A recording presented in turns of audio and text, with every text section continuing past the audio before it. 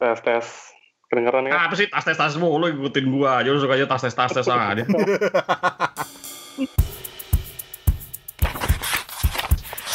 Jadi selama ini gue nggak merasa bahwa kebahagiaan itu jadi problem buat gue. Tiba-tiba gue jadi punya problem gitu. Bingung kan lu gagal lihat buku itu. Seriusan gue. Tunggu. Jadi karena lu sering melihat buku tentang kebahagiaan di toko buku, lu jadi mempertanyakan kebahagiaan lu sendiri sekarang. Iya, jadi gue bingung. Kenapa orang bahas bahagia gitu. Jadi Van, setelah baca buku ini, kalau boleh gue tanya, lu udah dapetin akhirnya apakah kebahagiaan itu? Apa ya? Jadi lu nyebut buku nikah, awas lu, Ben. apakah nikah pula? Apa bahagia? Jadi ini deh.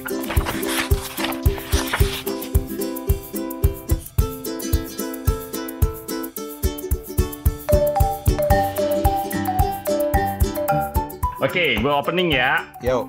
Siap-siap, udah rekam belum? Udah.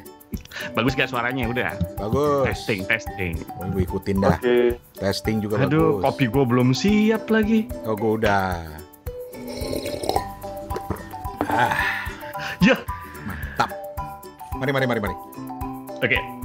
Assalamualaikum warahmatullahi wabarakatuh. Halo teman-teman semua. Waalaikumsalam warahmatullahi Belum. wabarakatuh. Lu waalaikumsalam warahmatullahi wabarakatuh. Kok gue jawab sendiri jadinya? lu gila gue nge-host, lu mau ini lo mau ngebajak lo ya? Kagak. Ya udah. Lanjut. Maaf. Oke, gue ulang dulu. Assalamualaikum Tapi kan orang assalamualaikum harus dibalas. Begitu ya? Iya. Oke, diulang lagi. Assalamualaikum warahmatullahi wabarakatuh. Nggak dibalas deh sih. Udah apa?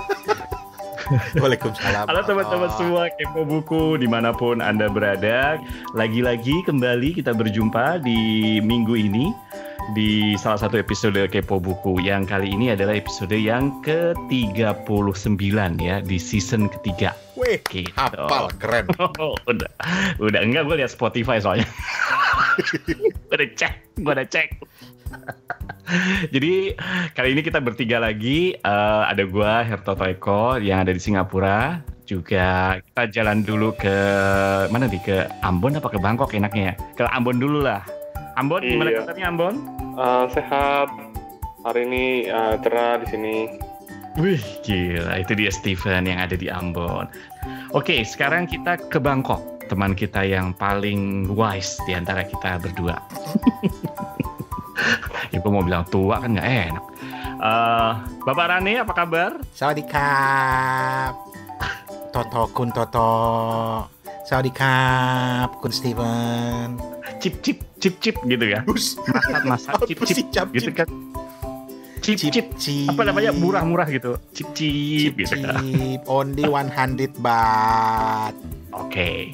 Nah, kita bakal ngomongin apa di episode ke-39 ini. Biasanya Kepo Buku tuh kan kita udah ngapain aja selama ini ya. Kita udah pernah ngundang orang gitu kan. Udah ngundang pengarang pernah. Terus persensi pernah nggak sih? Udah pernah ngundang yang punya toko buku, udah pernah gitu kan. Pernah ngomongin topik seputar toko buku. Pernah ngomongin topik seputar penulisan. Lu mulai aja toh dari season 1 toh. Pernah ngebahas, biarin kan gue host, suka gue dong, lu jangan cerewet lu. Oh iya maaf.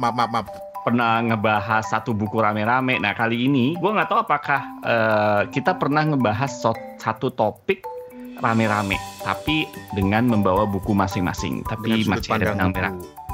Dengan sudut pandang buku yang berbeda-beda gitu. Tapi topiknya kali ini sama gitu. Kita pernah nggak sih melakukan itu? Kayak belum pernah ya? Belum. Nah, kalau belum pernah berarti ini sekali-sekalinya kita akan gimana ya? Kita akan ngebahas satu topik. Dan topik kali ini adalah, Bapak Steven, apa topik kita kali ini yang kita bahas? Kita akan membahas tentang proyek kebahagiaan. Proyek kebahagiaan. Kenapa kita ngebahas proyek kebahagiaan ini? Nah, itu harus gue serahkan ke Rane sebagai orang yang mempunyai ide ingin membahas topik kebahagiaan. Ide kebahagiaan tuh siapa? Siapa coba? Lu jangan macem-macem ya. Udah ada saksi karena chatting WhatsApp-nya kita pasang di Instagram. Nggak ada. Buktinya udah hilang karena lu taruh di Insta Story. Gua upload ulang. Iya, kita tuh rapat redaksi loh, seriusan loh. Kita tuh podcast yang serius loh. Rapat redaksi loh, kadang-kadang sampai berantem loh. Rini Rini Asmayani Kusrini sampai bilang, wah ini keren nih behind the scene-nya Kepo Buku. Cakep kan. Dia nggak tahu aja itu yang kita pilih yang bagus-bagus settingnya, biasanya mah maki-makian. Yang sumpah serapah mah juga banyak.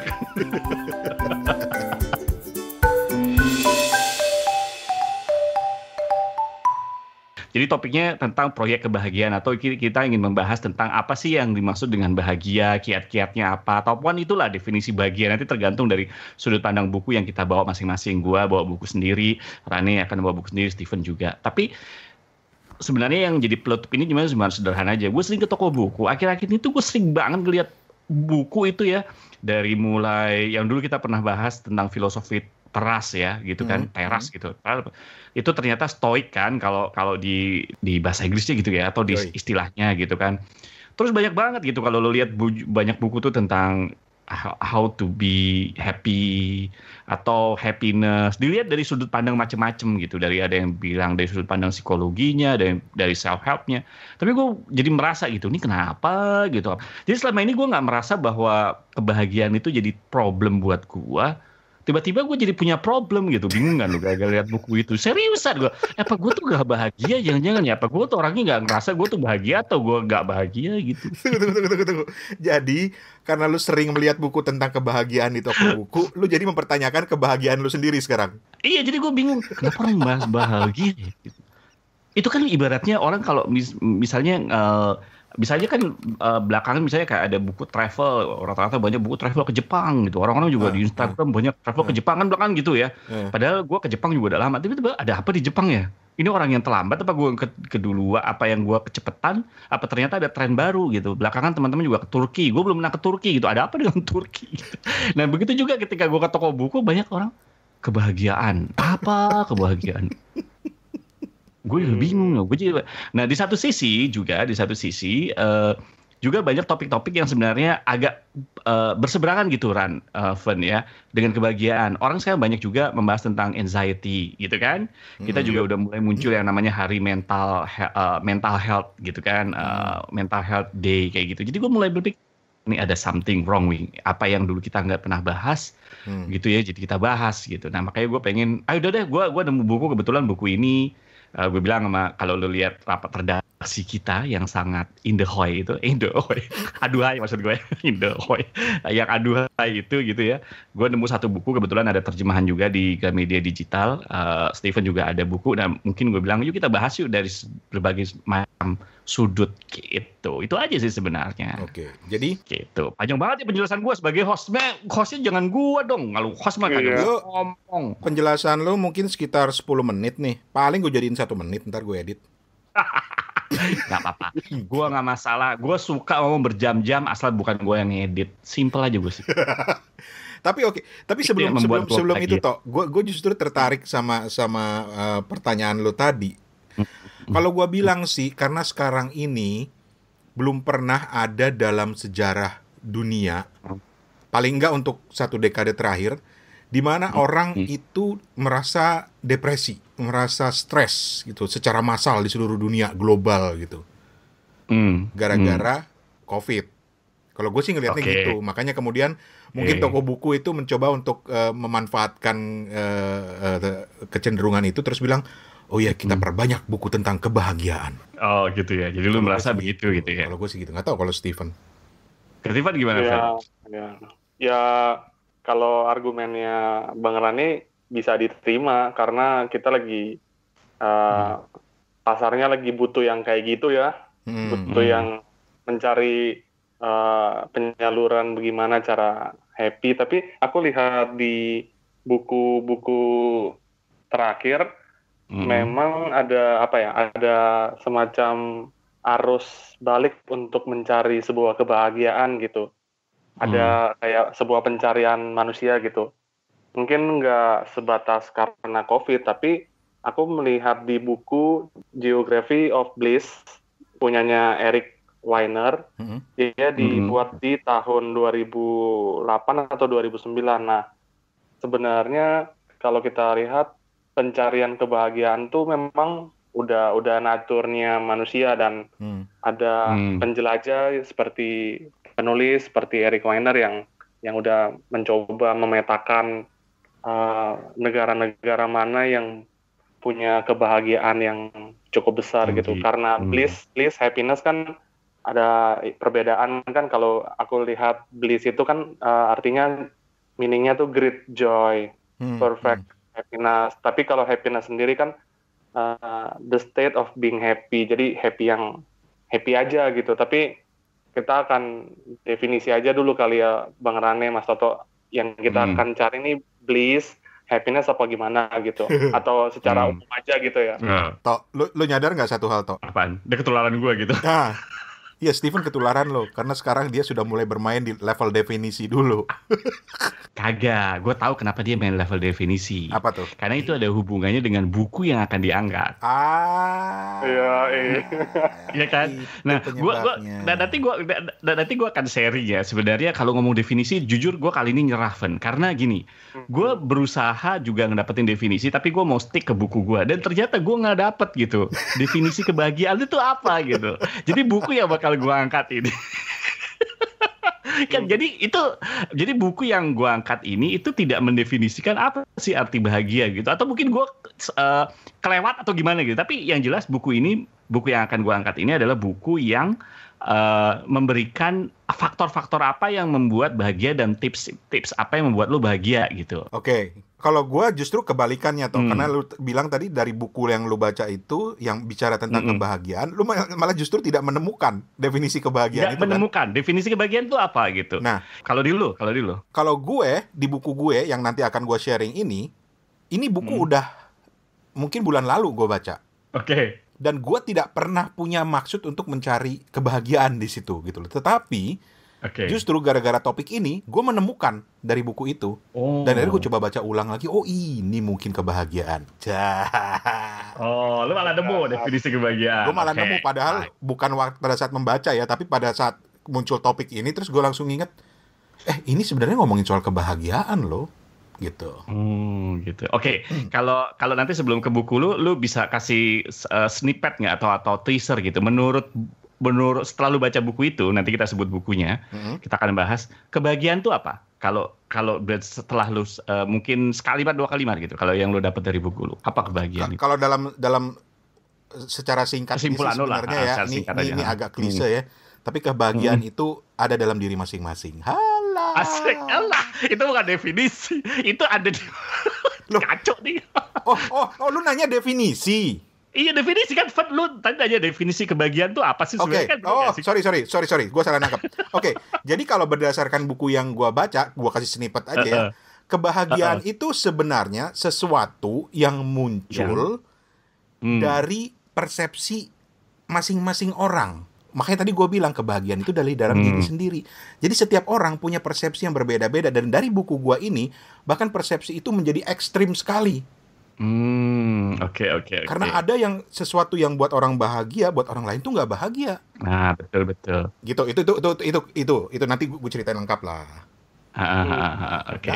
Nah, definisi. Kalau nyambung ke lu, jadi kalau gue nyambung ke lu, itu tidak menjelaskan definisi kalau menurut gue. Karena di buku ini tidak menjelaskan kebahagiaan itu apa. Dia juga justru menjelaskan gue bisa ngukur kebahagiaan. Tapi ingat ya bahwa kebahagiaan itu adalah subjektif. Walaupun kita tetap bisa ngukur gitu. It's okay mengukur sesuatu yang subjektif kalau menurut dia gitu. Dia udah mengakui bahwa subjektif is okay. Karena menurut gue bahagia begini, menurut lo kebahagiaan begitu. It's okay. Yang penting kan levelnya adalah level gue bahagia seperti ini kan, level lo bahagia seperti ini, oke, gue cuma ngukur levelnya. Kalau sama-sama 7 ya udah gitu, apapun definisi kebahagiaannya. Nah, buku itu juga akan jadi begitu. Tapi kalau cari bahagia itu apa sih? Apakah bebas dari rasa takut, apakah bebas dari rasa deg-degan, ataukah nyantai-nyantai aja gitu. Nah, gue di situ sih nggak ada di buku gue. Disinilah gue tidak setuju dengan orang-orang otak kanan. Bahwa segala sesuatu otak kiri bahwa semua itu harus didefinisikan, semuanya tuh harus ada penjelasannya. Disinilah saya tidak setuju. Tetapi nanti kita akan jelaskan. Tapi sebelum mungkin karena Steven itu lebih banyak main di definisi bukunya, mungkin kita bisa ke sana. Tapi gue mau ngingetin juga kalau nanti di sela-sela obrolan kita saat kita sharing buku, gue juga akan sharing buku-buku lain dari teman-teman Kepo Buku Karena waktu itu kita sempat ngelempar pertanyaan yang kira-kira sedikit relevan lah. Relevan sebenarnya. Jadi pertanyaan gue itu simpel aja. Buku apa yang ketika lu baca memicu rasa bahagia? Oh, jadi semua buku kali ya. Semua buku. Enggak juga. Banyak buku yang begitu gue baca gue malah merasa depresi gitu. Misalnya gue baca buku matematika gitu, itu depresi. Buku aljabar tuh. Buku horor. Buku horor malah gue nggak mau sentuh gitu. Dulu sih gue ada tuh satu buku yang memicu rasa bahagia gue banget tuh. Apaan tuh? Buku nikah.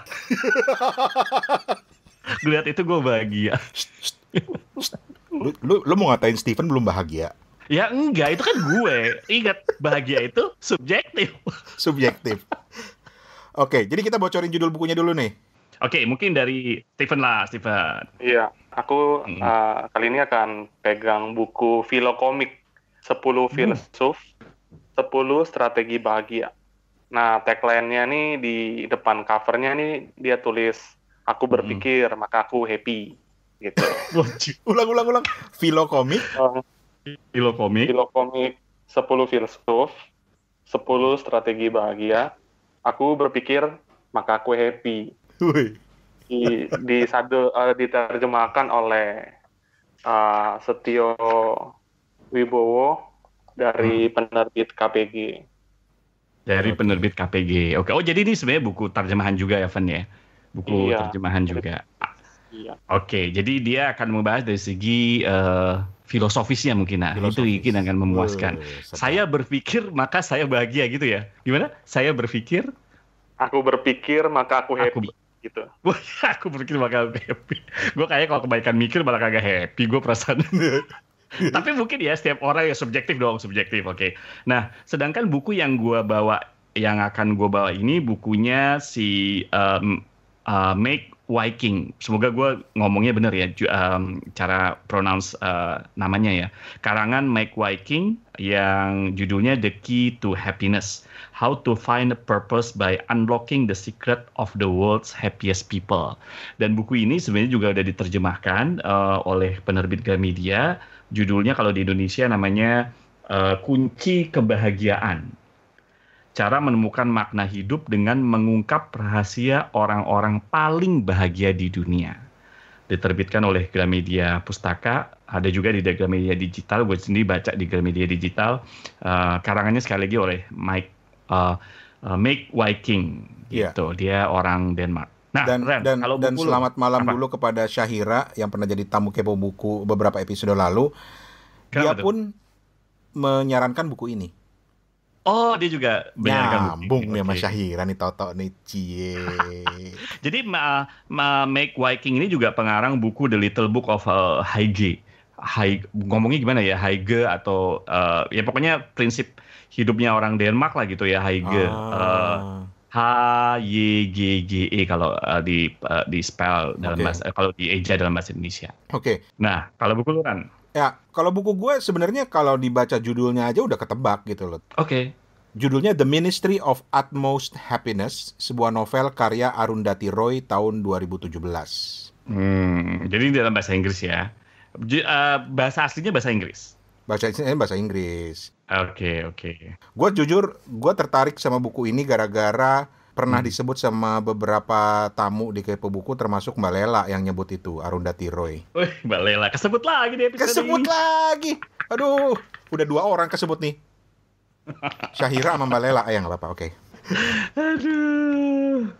Ya, oke. Oke lah, kalau gitu itu bukunya Rane, lebih ke, bukan lebih ya, emang novel gitu, cerita. Dan kita akan gali nanti, buku gue lebih ke arah, mungkin kalau bahasanya Rani lebih ke arah self-help kali ya gitu kan. Yang Rani nggak begitu suka. Sementara kalau Steven lebih ke arah filosofinya.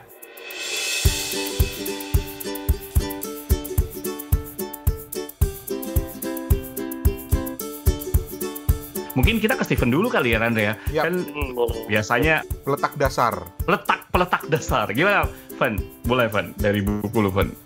Iya. Jadi buku Filokomik ini kayak novel grafis gitu ya. Novel grafis yang menceritakan bagaimana sih strategi untuk berbahagia gitu. Jadi di tiap dapet, kita ditemui oleh seorang filsuf gitu ceritanya. Dikasih apa ya, kayak cerita filsuf ini itu lahir di mana, kejadiannya di mana, terus cerita-cerita kita dikasih apa ya, kasih pengayaan gitu ya, pengayaan atau gimana ya nama nama ininya. Terus terakhir tuh kayak kejadian sehari-hari dengan filosofi tersebut gitu.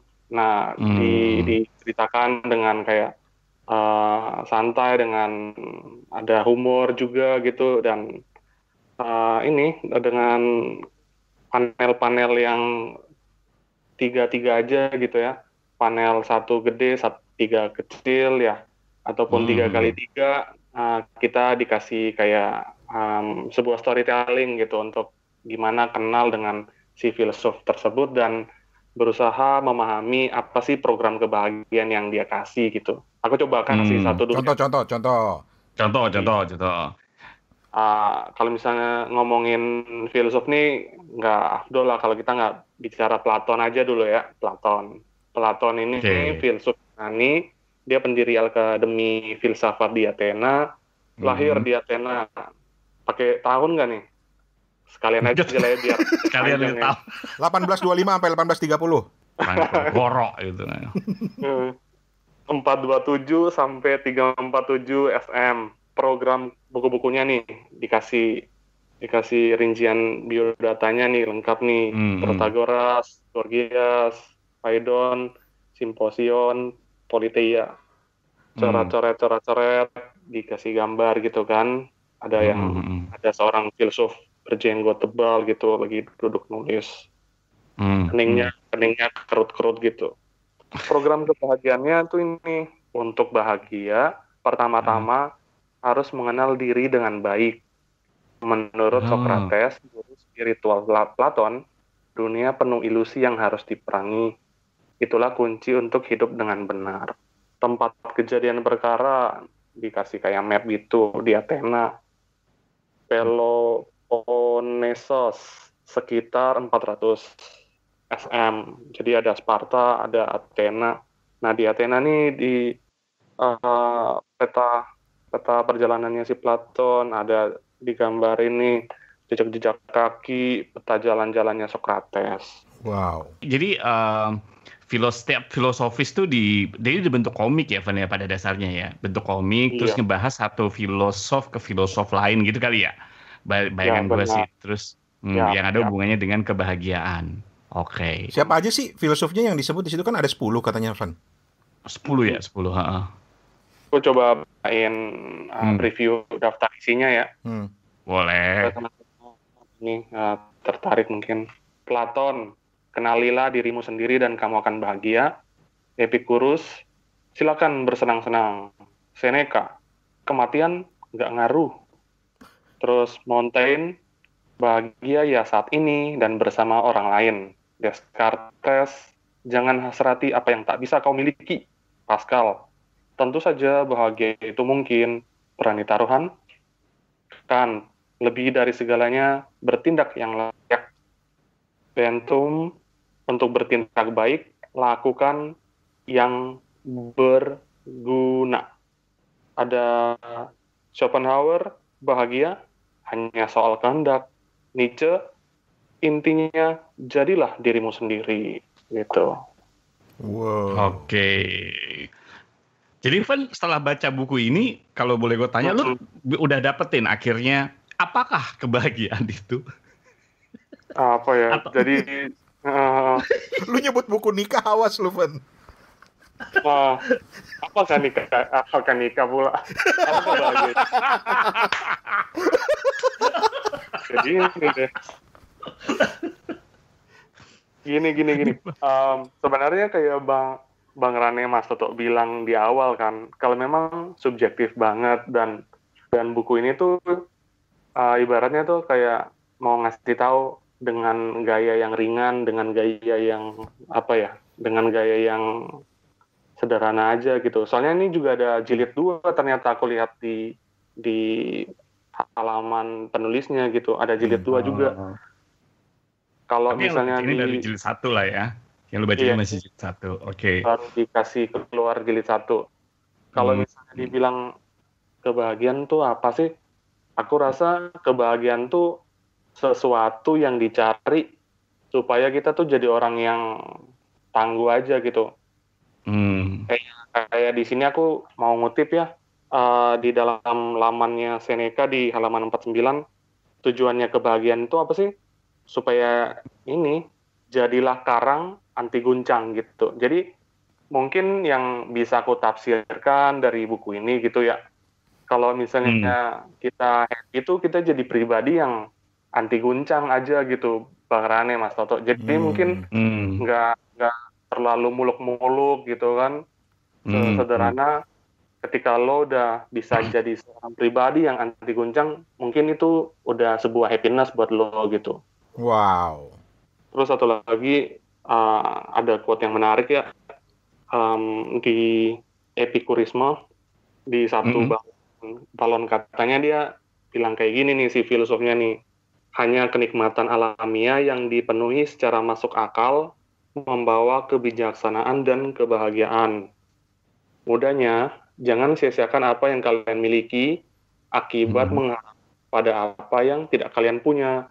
Terus ada background hebat, plok gitu. Jadi ya si filosof ini digambarkan di dalam komik itu, ceritanya tuh seperti itu. Jadi dia ceritain si filosofnya ngomong ke pembaca, terus si penulis yang ada 3 orang ini juga kayak nyeletuk gitu. Ini nih lagi ini nih si filosofnya nih gitu-gitu. Banyak orang juluki dirinya Epikurian karena suka makan, akhirnya gitu di zaman modern gitu. Jadi sebenarnya topiknya sebenarnya kalau kita baca buku filosofi mungkin berat kali ya Ranta ya. Makanya tapi mungkin karena ini sederhana. Dibikin komik, dibikin sederhana. Jangan orang lagi nyari kebahagiaan baca buku textbook tebel-tebel yang ada malah pusing sendiri gitu ya. Tapi kebahagiaan kalau dilihat dari sisi filosofi itu memang selalu menarik ya, karena bisa memicu banyak jawaban, banyak versi gitu ya. Bahkan gue lupa gue baca di mana ya, dasar kata bahagia dari sejumlah bahasa-bahasa di Eropa ya. Tolong dikoreksi kalau ini salah ya. Ini gue pernah baca ini. Akar kata kebahagiaan dari beberapa bahasa di Eropa itu adalah keberuntungan. Keberuntungan, lucky gitu ya. Lucky. Seolah-olah ada kesan bahwa kebahagiaan itu adalah sebuah keberuntungan sebetulnya. Itu bisa kan. Tapi bisa juga dilihat dari sisi lain bahwa nggak semua orang bisa bahagia karena itu untung-untungan gitu.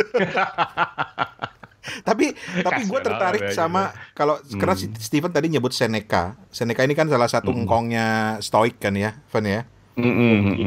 Dan kutipan dia yang paling terkenal itu adalah ketika dia bilang, ini gue terjemahin bebas aja lah, bahwa kebahagiaan yang hakiki itu adalah bagaimana kita bisa menikmati saat ini tanpa harus resah tentang masa depan. Kurang lebih seperti itu. Keren. Gitu. Jadi bahagialah sekarang, Van. Nanti masa depan nanti lihat aja nanti gitu. Itu kalau zaman sekarang mungkin konsepnya adalah mindfulness ya. Mindfulness itu kebanyakan be present gitu. Nah, be present itu bukan hanya berarti lu harus selalu sadar atau selalu hadir, tapi lebih kepada udahlah yang sekarang-sekarang aja, yang present aja dulu gitu lo pikirin. Betul. Oke. Ada lagi Van yang lo mau coba sharing dengan buku yang lo udah baca ini? Gue malah tertarik buat nanya gini ke Steve. Dari semua buku itu, dari semua filsuf itu, apa sih yang menurut lo yang paling ngena gitu loh? Ya itu tadi udah jawab. Yang mana? Yang tadi itu? Jawab. Aku akan menikah. Lah. Emang Stephen tadi bilang gitu ya? Iya. Apa Van? Iya. Selain pengen nikah. Menikah itu kan seperti Seneca tadi bilang. Seneca ini salah satu filsuf juga ya. Jadi lu nggak perlu resah akan masa depan. Yang penting jalani masa kininya dulu. Alah. Asik. Apa Van? Ada satu filsuf ya, Pascal nih ceritanya. Pascal. Nah, ketika aku baca dari cover to cover nih, memang semua filsuf tuh punya apa ya, punya kayak tujuan, punya kayak sebuah tema besar gitu.